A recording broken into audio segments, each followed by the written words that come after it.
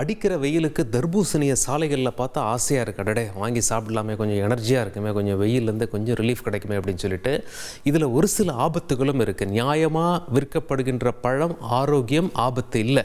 ஆனால் செயற்கையான முறையில் ரசாயனத்தை ஊசி போட்டு தர்பூசணி உள்ளே ஏற்றுறாங்க. காரணம் என்ன?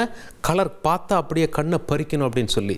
சாதா ரெட்டு ஆபத்து இல்லை, சூப்பர் ரெட்டாக இருக்கும். அதில் நீங்கள் கொஞ்சம் ஜாக்கிரதையாக இருக்கணும். அதை நீங்கள் சோதனை செஞ்சு பார்க்கலாம். எதனால் இதை சொல்ல வர்றோம் அப்படின்னா, மதுரையில் இன்று சுமார் 1200 கிலோ தர்பூசணி அந்த மாதிரி பிடிச்சிருக்காங்க, பறிமுதல் செஞ்சாங்க, அழிச்சிட்டாங்க. எந்த தர்பூசணி சாயம் ஏற்றப்பட்டது, எப்படி கண்டுபிடிக்கிறது என்பதை தெரிந்து கொள்வதற்கு முன்பாக அந்த பிடிப்பட்ட தர்பூசணியின் காட்சிகளை பார்த்து விடுவோம்.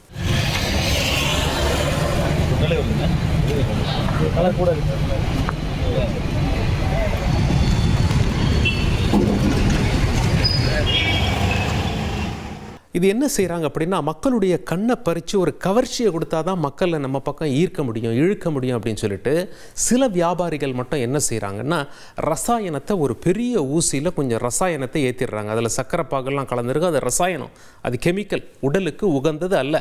அது என்ன பண்ணுறாங்க, தர்பூசணி உள்ள இன்ஜெக்ஷன் மாதிரி போட்டுறாங்க. அதனால் உங்களுக்கு கட்டாக இருக்கிறதெல்லாம் தெரியாது, கட் பண்ண மாட்டாங்க, வெறும் ஒரு இன்ஜெக்ஷன் தான் ஏற்றுவாங்க. அது உள்ளே போன உடனே அந்த ஒட்டுமொத்த தர்பூசணி படத்தையும் ரொம்ப அப்படியே ஒரு ரெட் கலரில் வசீகரமாக கவர்ச்சி பொருளாக மாற்றி பிடிக்கிறது.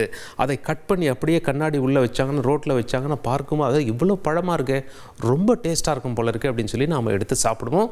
ஆபத்தில் முடியும். இயற்கையான கலர் ஆபத்து கிடையாது என்பதை நாம் உணர வேண்டும். சரி, எப்படி கண்டுபிடிக்கிறது? இப்போ உணவு பாதுகாப்புத்துறை அதிகாரிகள்லாம் என்ன சொல்கிறாங்கன்னா, தர்பூசணி சீசன் இப்போ தான் ஆரம்பிக்குது, இது பீக் சீசன் கிடையாது. தர்பூசணிக்கான பீக் சீசன், சூப்பர் தர்பூசணி எப்போ கிடைக்கும் அப்படின்னா, ஏப்ரல், மே, ஜூன் மாதங்களில் கிடைக்கும். இது மார்ச் மாதம்தான்.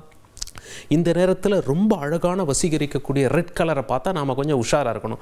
எப்படி கண்டுபிடிக்கிறது அப்படின்னு சொல்லி கேட்டிங்கன்னா, தர்பூசணி இந்த மாதிரி நீங்கள் கட் பண்ணி, அல்லது ஏற்கனவே கட் பண்ண தர்பூசணியை வாங்கி அந்த டிஷ்யூ பேப்பர் இருக்குது பாருங்கள், அந்த மாதிரி தொட்டு பார்த்தீங்கன்னா அந்த தர்பூசணி கலர் அப்படியே ஒட்டிக்கும். டிஷ்யூ பேப்பர் வெள்ளை கலர், அந்த வெள்ளை கலர் போயிடும்.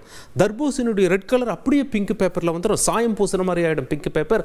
உஷாராகணும். நல்ல தர்பூசணியில் பிங்க் பேப்பர் வச்சு எடுத்திங்கன்னா ஒன்றும் பெருசாக கலர் இருக்காது, லேசாக தண்ணி ஓட்டின மாதிரி இருக்கும், ரொம்ப லேசாக இருக்கும். அதுதான் வித்தியாசம். நீங்கள் கண்டறிந்து விட வேண்டும். அப்படி ஒரு வேளை நீங்கள் கண்டுபிடிச்சிங்கன்னா புகார் சொல்லுங்க. அப்பதான் உணவு பாதுகாப்புத்துறை அதிகாரிகள் வருவாங்க.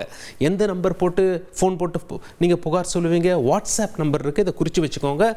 9444422322 9444042322 என்ற இந்த நம்பருக்கு. மீண்டும் ஒரு முறை நம்பர் சொல்கிறோம்.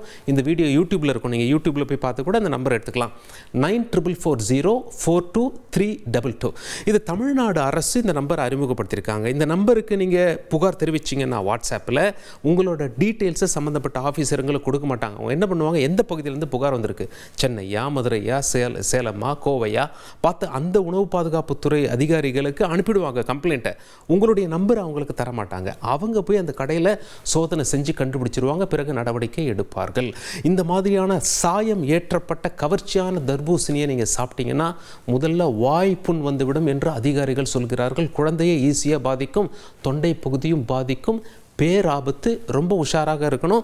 இந்த மாதிரி ஊசி போட்டு ரசாயனத்தை ஏற்றக்கூடிய தர்பூசணிகள் ஒரு நாளுக்கு மேலே தாங்காது அப்படின்னு சொல்லி சொல்கிறாங்க. அதனால் கடைக்காரர்கள் நீங்கள் ரொம்ப ஜாக்கிரதையாக இருக்க வேண்டும். பொதுமக்கள் ஒருவேளை அந்த மாதிரி சந்தேகம் வருது, டிஷ்யூ பேப்பர் வச்சு வீட்டுக்கு கொண்டு போய் டெஸ்ட் பண்ணுறீங்க, இல்லை கடையிலேயே டெஸ்ட் பண்ணுறீங்கன்னா உடனே புகார் சொல்ல தவறாதீங்க. அப்பொழுது தான் ஒரு பாதுகாப்பு ஏற்படும். பொதுமக்கள் இது குறித்து என்ன நினைக்கிறார்கள் பார்ப்போம். இந்த மாதிரி செய்யும் ஒரு சில வியாபாரிகளை இந்த உணவு தடுப்பு துறை அதிகாரி அவர்கள் கண்டறிந்து அவர்கள் மீது நடவடிக்கை எடுத்து பொதுமக்களை காப்பாற்ற வேண்டும். படிக்காதவங்க எப்படி இதை கண்டுபிடிக்க முடியும்? சுவையாக இருக்குதுன்னு மேலும் மேலும் வாங்கி வாங்கி சாப்பிடுவாங்க. உணவில் இந்த மாதிரி கலப்படம் பண்ணுறவங்களுக்கு கடுமையான மரண தண்டனை வரைக்கும் கொடுக்கணும். அப்போ தான் இது மாதிரி குற்றங்கள்லாம் குறையும். அவன் 1000 500 அபராதத்தை கட்டிட்டு மறுபடியும் வந்து இதே தொழிலை தான் செய்கிறாங்க. ஏன்னா அவனுக்கு அது லாபமான தொழில். அந்த பழம் எந்த மாதிரி வெளித்தோற்றம் இருந்தால் இதில் கெமிக்கல் கலந்துருக்குது, ஊசி செலுத்தப்பட்டிருக்குது, இதை சாப்பிடக்கூடாது அப்படின்றத விழிப்புணர்வுப்படுத்தணும். நிறைய இன்னும் வேற சாதனங்கள் மூலமாகவும் ஜனங்களுக்கு போய் ரீச் ஆகிற மாதிரி பண்ணலாம். சாயங்களை பூசி அதை உணவு பாதுகாப்புத்துறைக்கு தெரிஞ்சதுனால அதை கண்டுபிடிச்சி நடவடிக்கை எடுக்கிறாங்க. தெரியாமல் எவ்வளவோ தவறுகள் நடக்குது.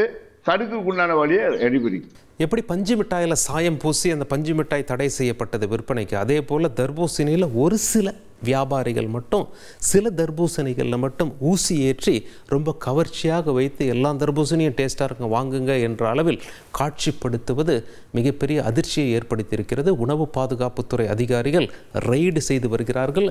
சிக்கினால் பறிமுதல் செய்யப்படும், தண்டனை கிடைக்கும், பழங்களும் அழிக்கப்படும். உங்கள் தந்திவன் தொலைக்காட்சியில் தெனாலிராமன் தினமும் மாலை 6 மணிக்கு காண தவறாதீர்கள்.